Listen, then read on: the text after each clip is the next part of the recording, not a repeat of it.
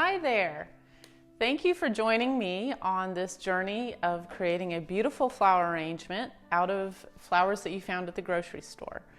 It's so much fun to choose them, and it's budget friendly, so that's so nice. But then when you get home, you're like, how do I arrange these?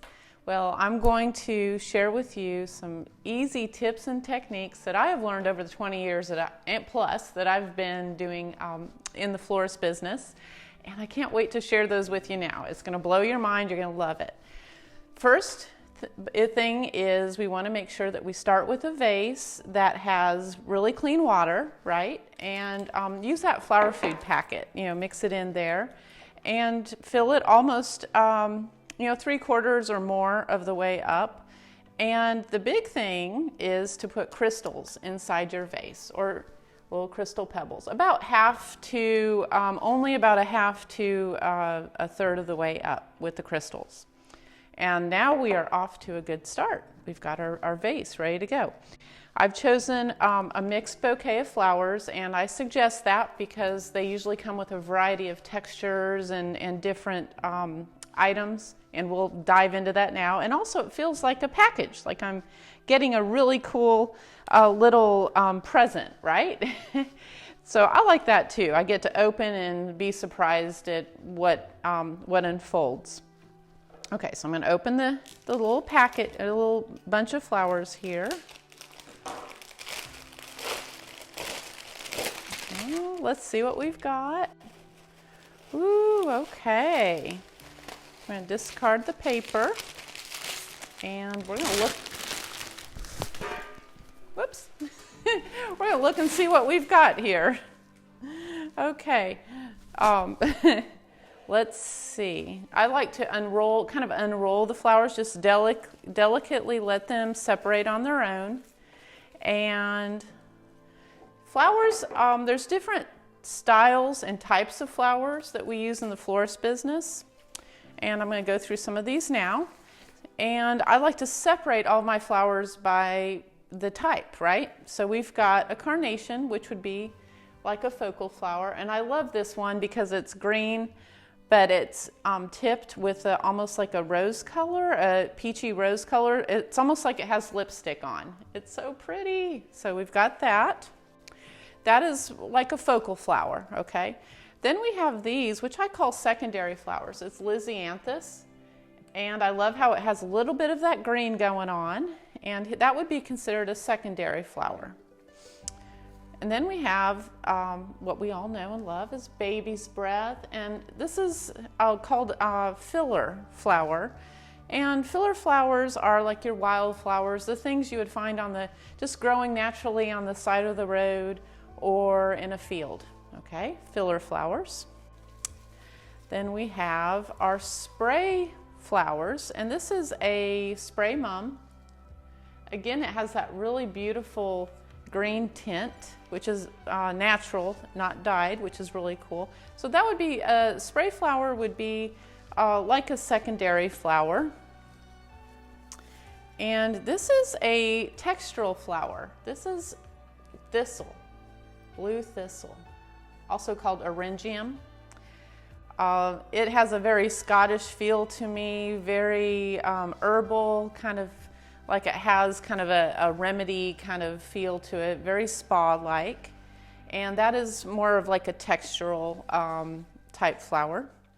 Then we have our spider mum in white. And he's so white, he's almost green, beautiful. When I see white, I think of purity and longevity and kind of the celestial realm, and I love that. So this is another focal flower. Then we have a spray mum, spray button mum. They're like little buttons, and aren't they cute? They're so cute. We've got those. And I've got more of my spray mums there. This is fun. This is Bupleurum, and it is like a little dancing, I almost call this a dancing flower because they're just, you barely move it and they just kind of tremble. And I can just imagine a breeze just blowing them and making them look even prettier. And that would be kind of like a filler flower. And let's see, we have a piece of greenery. See, again, a surprise, I had no idea. So we've got a piece of greenery, that's nice. That's a type of Israeli ruscus. Another spray mum, and I'm gonna put him with my other spray button mum, and another focal carnation, but let's see. You know, sometimes you have to inspect the flowers and see if they're gonna hold up. And then one of my favorite, a specialty flower, this is called stock. Not a great name, but it's a beautiful flower, and it has like a clove scent, so it's not overly powering with the sweet fragrance, but it's absolutely beautiful in arrangement. It's very delicate, again, has that kind of Victorian feel. And I saved the best for last, and that is a class on its own, the hydrangea. This is a greenish white mini hydrangea, and I save him for a class on its own because I'll show you how we're going to use him that's going to make him really special. Okay, so we've got all of our flowers. Where do we begin, right? That's always the question. Okay, we've got our vase filled with flower food and the crystals. The first flower I'm going to put in is the hydrangea.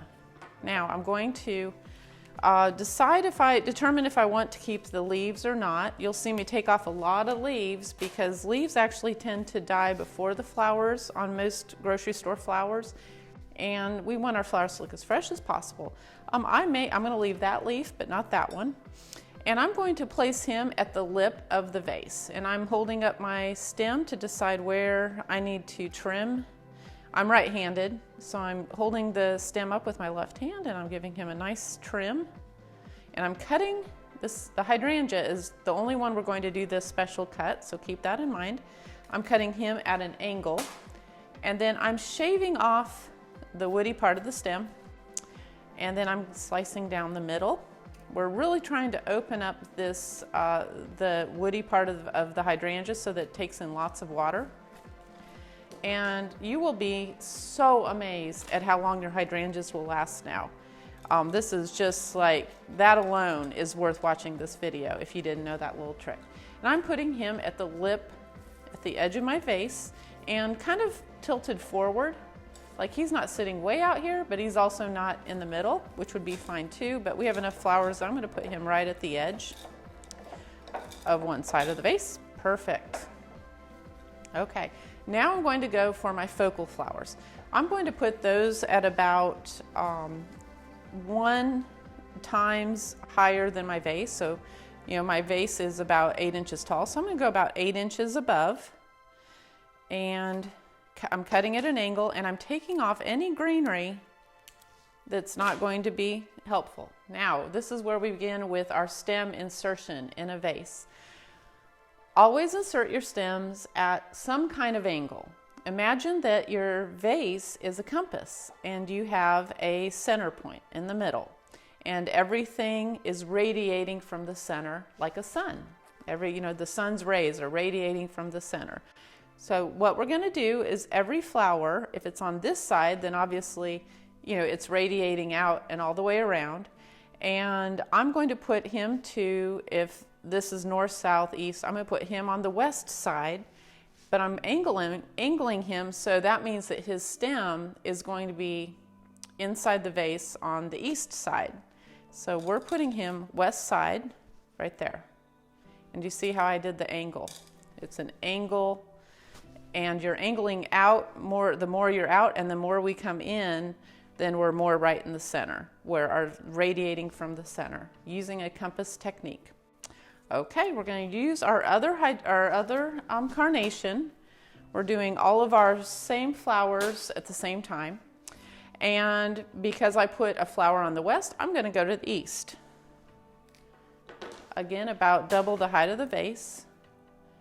And I'm going to put him angled to the east. Now we have a nice balance. We have got a balance going on. The next thing, I don't really have a whole lot of focal flowers, so that's always a challenge. It's always something different when you get a grocery store arrangement. So we're going to start with our mums, and I would say probably let's do the Lysianthus. Because he has so many blooms, it's almost like a focal flower. and they are long lasting and gorgeous. I'm taking off any leaves that I feel don't look very good or healthy. And so now I have a bloom on the north, I have the east and the west, so I'm going to go on the south. And because he's more of a focal flower, I'm going to put him at kind of that double the height of the vase. We're off to a good start. Now I can't wait. Once I kind of have my north, south, east, west, sometimes I'll just go ahead and add my tallest stems. So the stalk is, I don't know if I described, it's a line flower, and it can also be used as a filler. It can be used, flowers can interchange, just like us humans. We're not always, one thing. We like to we're all different things, and it depends on the moment, right? Well, stalk, in this case, I'm going to use him as a line flower. See how he has a vertical attributes? So that means in this case, I'm going to use him as a line flower, and I'm going to keep some of his greenery because I find it interesting. So I'm going to put him at about double to double plus a little bit extra of the height of the vase. And he is going to go right in the center. And one thing I want to mention about as you're angling your stems, right, you're creating like a grid effect in the vase. It's a teepee. So you've got all these neat little teepees. And what's cool is not only are the glass pebbles holding your stems in place, but this teepee effect is holding your stems in place. Isn't that great? Can you already see? Do you already feel great about how much easier this is going to be for you to design with grocery store flowers, and how we're already making something? We could stop right there. Look everyone, isn't that gorgeous? Just very simple and beautiful. I just am excited for you all to learn these techniques. Now I'm going to come in with my secondary flowers, and since my secondary flowers are mums, well, not because of that, but secondary flowers, I want them a little shorter than my focal flowers because they're my stars. My focal flowers are my stars of the show, and my secondary flowers are my supporting role flowers. And not only that, I can't wait to show you this. This particular stem has a lot of blooms, right? Okay, well, this is really fun. We all like getting a lot for our money, right? Well, this particular stem, I'm actually going to make it into 3 or 4 stems. Let's see what I'm going to do here. I'm excited. Okay, so because there are so many blooms, I'm going to take off the 3 bottom ones, and then this little guy here. I'm going to take him off. Okay, so I've got this is one insertion, and I'm going to, like I said, I'm going to put him a little bit lower, and we're going to maybe go now, north. We could do northeast or northwest, and this is not uncommon to stick it in and think it's too high. It's hiding my flower. I'm glad this happened so I could show you. There's the twisting technique. So it's the twist and shout technique. So we're, the song, come on baby, let's twist and shout. We're doing that with our flower. Once we've stuck it in, we're like, oh crap, it's not where I wanted it. Not a problem, but what you have to do is you have to twist it. Twist and shout technique, pull it out. And I've got my hydrangea, my hydrangea at the base of my vase. The base of my vase. That's a little technique too, hydrangea, base of the vase. And the twist and shout technique, it came out fine. It's like hair, you can never grow the stem back, but you can always cut a little bit more. So we're gonna try it again. That's better. And now see, I still have my supporting flower, and it's just tucked in there. And now it's really it's like the color combination of the green and then the carnation with the little lipstick edged carnation. The combination it's created another story, and I love that. Okay, that was my northwest. So now I'm gonna go southeast, complete opposite, right? And don't worry, I haven't forgotten about the little blooms that I pulled off earlier. I'm taking all of my greenery off, and I love the smell of the oils that come out from the mums. And I'm going to cut him shorter, and I'm going to go southeast. All right, and we've got them at about the same height. Now, while I still have these little guys, I'm going to, again, take off the greenery, and I'm going to put them around the lip of the vase. And we had talked about the hydrangea being at the base of the vase. I like little things. I like having some flowers tucked in towards the base of the vase. That really softens that edge. Okay. This, we actually have a lot of flowers. It's funny, you think, oh, there's not that much there, but wow, we've got a lot there. Okay, I've got my spider mum, another focal flower. And him, since I've got this nice combination, he really could go here. Do you see where there's kind of a space, like right here? And if I turn it here, there's just this, whoops, hiding that, there's this space right here. So I could put him here. That's really, from my perspective, that's the best place for balance, and that makes sense because we have 3 focal flowers. We have west, east, and south, and then our focal flower hydrangea, like I said, he's kind of in a class of its own. So he's down at the bottom, so this focal flower is going to go to the north and about the same height. And you just, don't stress about it. Just have fun with it. Do what you think, what you want to do. But I think it really is important to kind of think about that every flower needs its space. Just like us as humans, we all want our little space, and we want to feel like we have air and room to breathe. Well, when we look at flowers, we're actually seeing a reflection of ourselves. And that's why we love to be surrounded by beauty, because it reminds us how beautiful we are. And flowers, when we see that they're all bunched up together again, I start to feel a little tense, because I know that flowers like to breathe, just like we do. Now we've got that. He's so gorgeous. And I love this monochromatic combination of the whites and the greens with just a little touch of coral. It's so beautiful. It just feels so fresh and happy. Okay, next I'm going to add my spray buttons. And I'm laughing because I have a Morticia stem. It's this little stem here that has no bloom. That's called a Morticia stem. We take off the Morticia stems, we clean off the greenery, and I'm going to put him in a spot where I don't have anything yet using my angling technique. And since I put him over here to the, the northwest, I'm going to put him more to the southeast.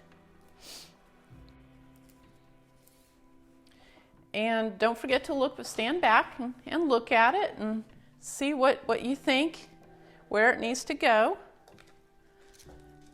And it's all kind of nice. And that's the other, the twist and shout technique is one technique. And then the other technique is to just kind of, I'll feel around. Besides twisting, I just kind of go slowly instead of, just very delicately try to decide where you want that stem to go.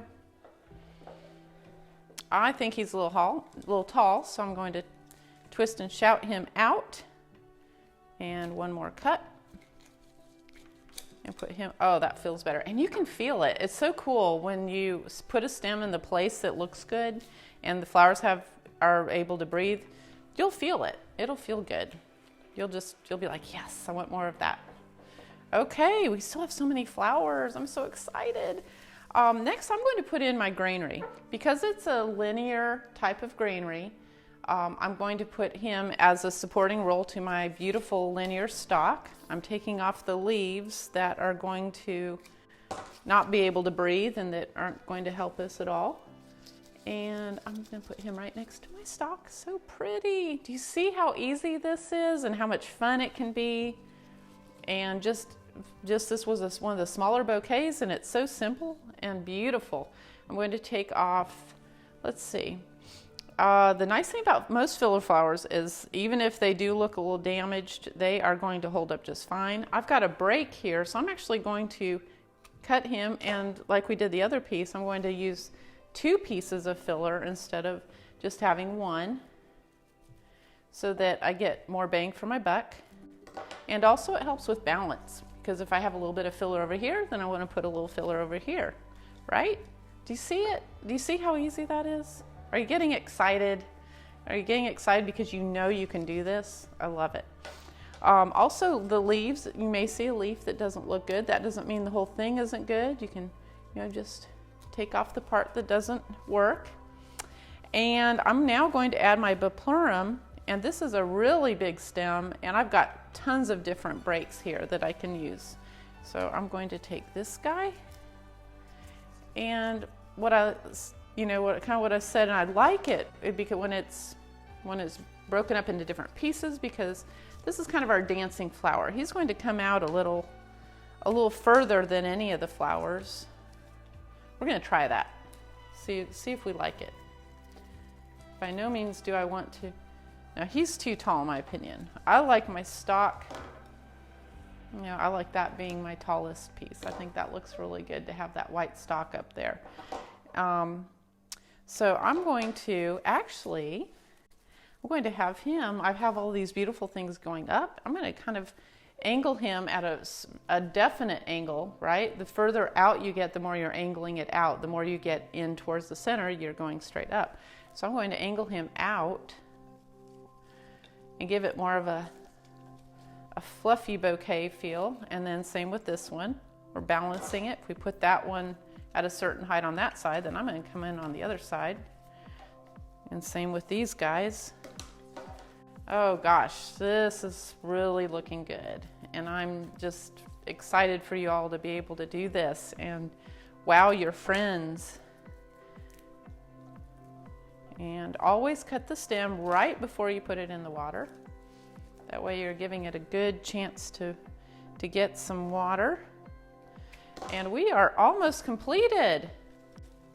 I've just had so much fun showing this to you that I could do this forever, but we're getting towards the tail end, and it was just, you just saw how all these neat tips and tricks. It's not much, but it's enough that it can totally change the way a grocery store flower bouquet looks into something absolutely beautiful. I'm cutting these apart into multiple pieces. This alone is a great tip. And I'm taking my hydrangea. I'm going to put him kind of coming out of the hydrangea, separating the hydrangea a little bit. There's so much interesting stuff going on here. When I look at this arrangement, do you see how it's just not this canopy of, that's what I see so many times, is this like canopy of flowers where the stems have been cut off and just totally dropped in. But here we have a lot of highs and lows. We have a lot of textures going on, and every flower has its own little place. And I've got one more. And since he's a long stem, I'm going to kind of have him, see, I'm doing the twist and shout technique to get him in. And because I'm doing that grid technique, everything is staying. It's all staying in place. And I am just so excited for you to give this a try. And I'm thrilled that you can see how easy this is, and you're also inspired to create your own. Doesn't that look very professional? But yet it was so simple. Yay! I love it. Beautiful from all angles. Well, thank you for going on this journey with me. And if you would like to work together more, please register for my online class. And I'm really looking forward to that. And also, I would love to see the grocery store flower bouquets, see what you do with grocery store flower bouquets. In other words, take a before picture of the bouquet you brought home from the grocery store, and then an after picture once you've arranged it and made it just look absolutely beautiful with your own personal, unique style. Thank you so much, and good luck to you and happy designing.